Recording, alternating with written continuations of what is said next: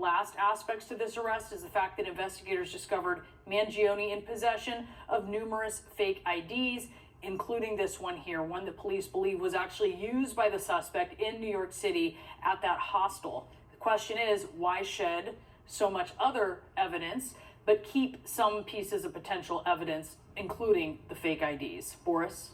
It is a significant question. Let's pose it to David Sarney. He's a retired New York police detective who's an adjunct professor at the John Jay College of Criminal Justice. Sir, thank you so much for being with us. To that question that Brianna just asked, why would this suspect ditch certain pieces of evidence and keep other things that appear to be critical to investigators connecting him to this shooting? Well, first, thanks for having me here. The ghost gun, I'm going to presume, is difficult to either produce, and this is something he kept because, you know, a lot of times when people do commit crimes, they throw the gun away. He didn't. The manifesto was his writings, and the good thing is a lot of things incriminating in that. Some people want to hold on to things that are dear to them and what they want to hold on to. The other issue is, and this is when it comes down to the Ted Kaczynski. He praises him in a bit of a sense, and you can see or hear at the extradition he's wanting to espouse something. Fortunately, you have a 911 caller calling in the shooter, calling the identification person at the McDonald's, and that might have stopped possibly anything else. And this is the one thing I always talk about is, you know, the investigation doesn't stop at the arrest of the individual. There's going to be an all-encompassing thing.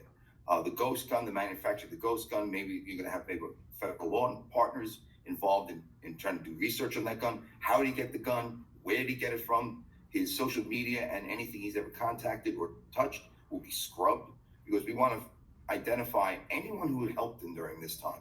Because apparently he seemed very clean. He wasn't like he was hiding anywhere. He was kind of hiding in plain sight.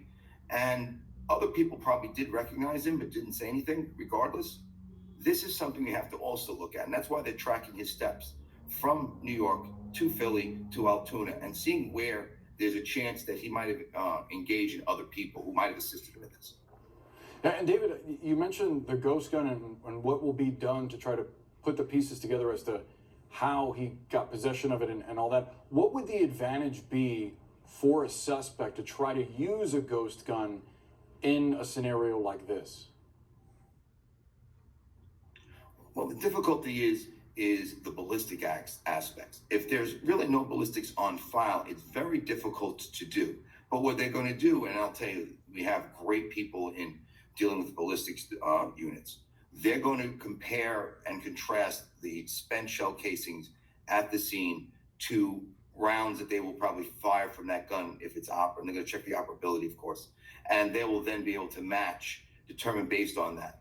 You know, a lot of times these guns just disappear. No one knows where they are. And that's the reason why, because it's very difficult to trace, if at all. I'm also wondering about the fact that this is now an investigation that spans at least 2 states, obviously Pennsylvania and New York. What's the process like for investigators to gather all of that evidence together, and what comes next? Well, it's going to be a massive undertaking to take all, and I guarantee you also, again, detectives do the best jobs they can. And this is an all multifaceted, heavy case. And we call it this is a super heavy case. All that evidence and all the documentation, like the district attorney's office is going to work in conjunction with the police department to make sure all the ducks in a row, all the I's are dotted, T's are crossed, to gather all that. And that's the thing, is we call it the marshaling of evidence, taking all that information so you can prepare for trial. Did it surprise you, David, that he was just sitting there at McDonald's for hours and didn't really seem to react after people were near him joking that he might be the killer? I mean, one witness said that he believed that he might have heard he and some other friends joking that he might be the suspect. This is sometimes the hiding in plain sight. Some people are not always in tune with what's going on with their outside surroundings. They're really kind of engaged in their own lives.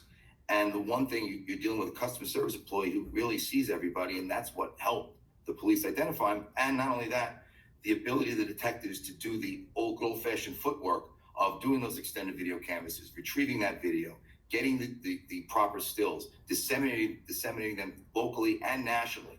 And this is why you have what you have today. That investigation was all encompassing. We used